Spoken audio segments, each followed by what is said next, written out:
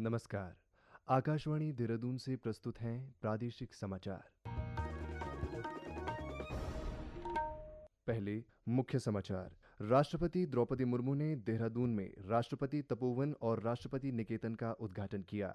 राष्ट्रपति उद्यान की आधारशिला भी रखी। श्रीमती मुर्मू ने राष्ट्रीय दृष्टि दिव्यांगजन सशक्तिकरण संस्थान में छात्रों से बातचीत की। दिव्यांगजनों को हर क्षेत्र में प्रोत्साहित करने पर जोर दिया।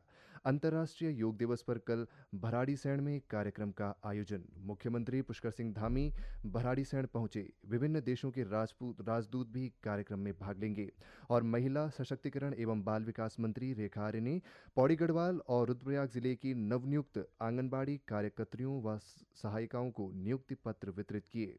प्रादेशिक समाचार के साथ मैं आशुतोष उनियाल। और अब समाचार विस्तार से। राष्ट्रपति द्रौपदी मुर्मू ने आज देहरादून में राष्ट्रपति तपोवन और राष्ट्रपति निकेतन का उद्घाटन किया। उन्होंने आगंतुक सुविधा केंद्र और कैफेटेरिया सहित सार्वजनिक सुविधाओं का भी उद्घाटन किया। साथ ही राष्ट्रपति निकेतन में राष्ट्रपति उद्यान की आधारशिला रखी।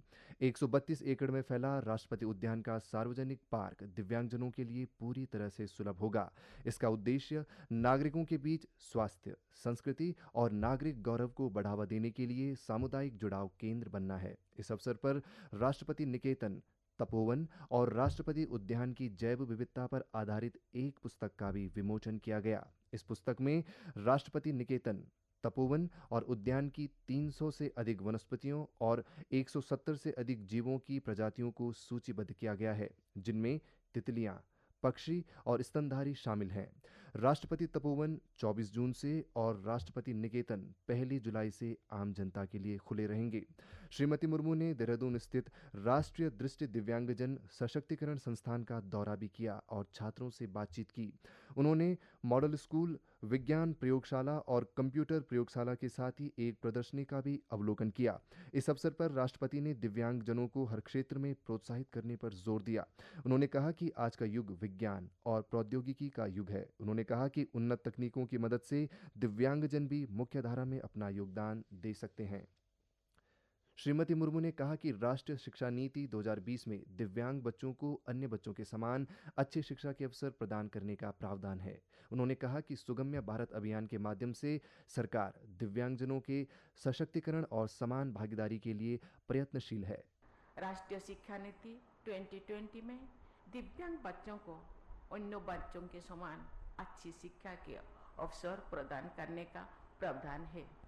सुगम्य भारत अभियान के माध्यम से सरकार दिव्यांगजनों के सशक्तिकरण और समान भागीदारी के लिए प्रयत्नशील है। ये अभियान सुगम्य भौतिक वातावरण, परिवहन, सूचना एवं संचार परिस्थिति तंत्र विकसित करने पर बल दिया गया है। सरकार का ये प्रयास रहा है कि दिव्यांगजनों की पहुंच सरकारी भवनों, संस्थानों आदि में सुगम्य बनाया जाए। राष्ट्रपति ने दिव्यांगजनों की प्रतिभा को निखारने के लिए सभी लोगों से सहयोग का आह्वान किया। प्रदेश की ग्रीष्मकालीन राजधानी गैरसैंण के भराड़ीसैंण में कल अंतर्राष्ट्रीय योग दिवस पर आयोजित होने वाले कार्यक्रम के लिए मुख्यमंत्री पुष्कर सिंह धामी आज भराड़ीसैंण पहुंचे। गौरतलब है कि इस कार्यक्रम में मुख्यमंत्री के साथ ही विभिन्न देशों के राजदूत और उच्चायुक्त भी भाग लेंगे। कार्यक्रम को भव्य बनाने के लिए चमोली जिला प्रशासन की ओर से व्यवस्थाओं को चाक चौबंद किया गया है। वहीं अंतर्राष्ट्रीय योग दिवस की पूर्व संध्या पर आज राजकीय महाविद्यालय रुद्रप्रयाग में योग कार्यशाला का आयोजन किया गया। इस दौरान योग प्रशिक्षिका नेहा पवार ने प्रतिभागियों को विभिन्न यौगिक क्रियाओं का सटीक और व्यवहारिक प्रशिक्षण दिया। उन्होंने योग के शारीरिक, मानसिक और आध्यात्मिक लाभों पर विस्तार से जानकारी दी। राजभवन में आज पश्चिम बंगाल राज्य का स्थापना दिवस मनाया गया। इस अवसर पर आयोजित कार्यक्रम में राज्यपाल लेफ्टिनेंट जनरल गुरमीत सिंह सहित उत्तराखंड में निवास कर रहे पश्चिम बंगाल के लोगों ने भाग लिया। कार्यक्रम में पश्चिम बंगाल के लोगों ने अपनी समृद्ध संस्कृति पर आधारित मनमोहक सांस्कृतिक कार्यक्रम और नृत्य प्रस्तुत किए।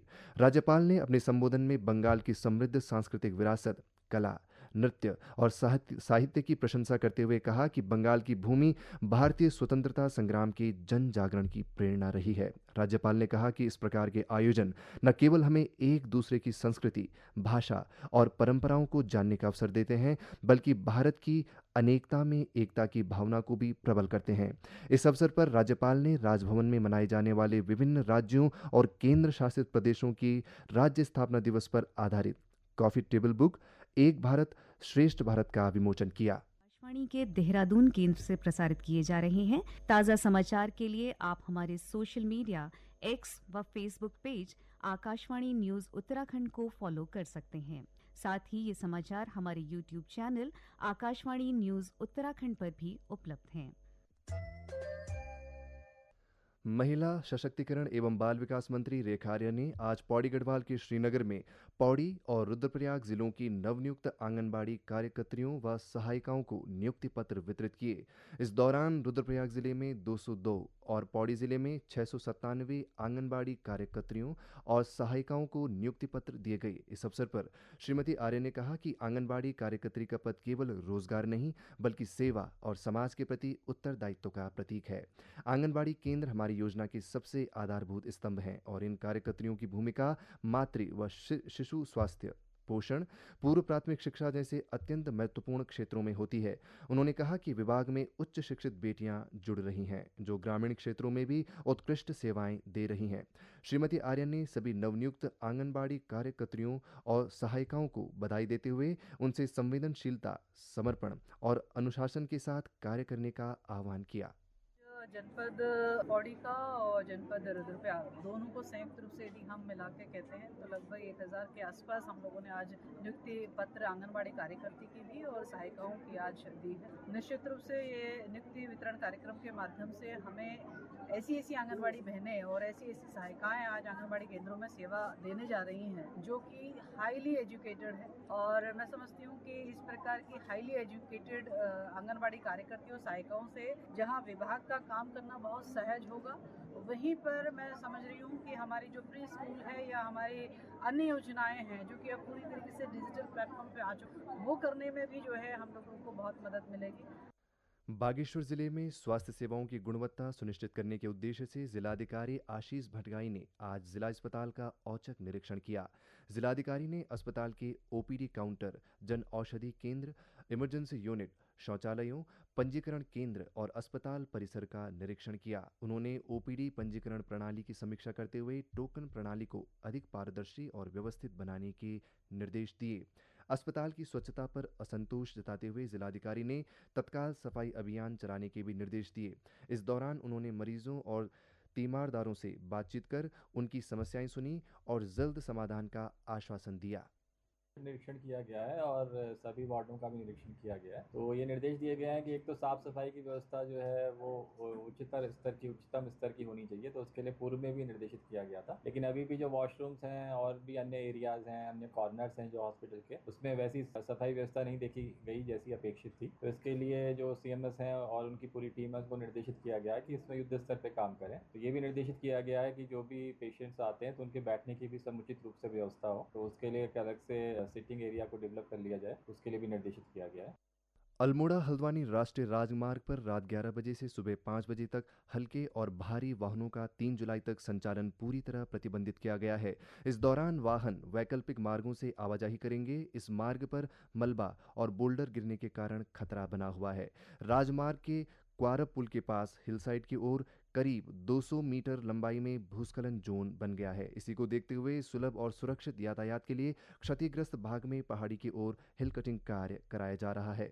इस दौरान वाहनों का संचालन अल्मोड़ा विश्वनाथ, शहर फाटक, खैरना रानीखेत मोटर मार्ग से होगा। इस संबंध में अल्मोड़ा के जिलाधिकारी आलोक कुमार पांडे का कहना है कि राष्ट्रीय राजमार्ग 109 में क्वारब पर पहाड़ी से पत्थर, मलबा आदि कुछ समय अंतराल पर गिरना जारी है। इस कारण राजमार्ग रात्रि में यातायात के लिए असुरक्षित है। ऐसे में राजमार्ग को गुरुवार रात से 3 जुलाई तक रात्रि 11 बजे से सुबह 5 बजे तक हल्के और भारी वाहनों के लिए बंद किया गया है। अंत में मुख्य समाचार एक बार फिर।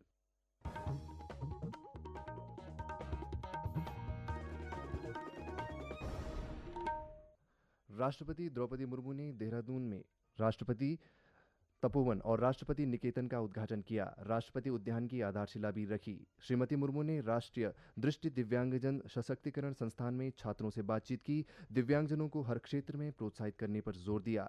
अंतर्राष्ट्रीय योग दिवस पर कल भराड़ीसैंण में कार्यक्रम का आयोजन। मुख्यमंत्री पुष्कर सिंह धामी भराड़ीसैंण पहुंचे। विभिन्न देशों के राजदूत भी कार्यक्रम में भाग लेंगे और महिला सशक्तिकरण एवं बाल विकास मंत्री रेखा आर्य ने पौड़ी और रुद्रप्रयाग जिलों की नवनियुक्त आंगनबाड़ी कार्यकर्तियों व सहायिकाओं को नियुक्ति पत्र वितरित किए। इसके साथ ही प्रादेशिक समाचार का ये अंक समाप्त हुआ। नमस्कार।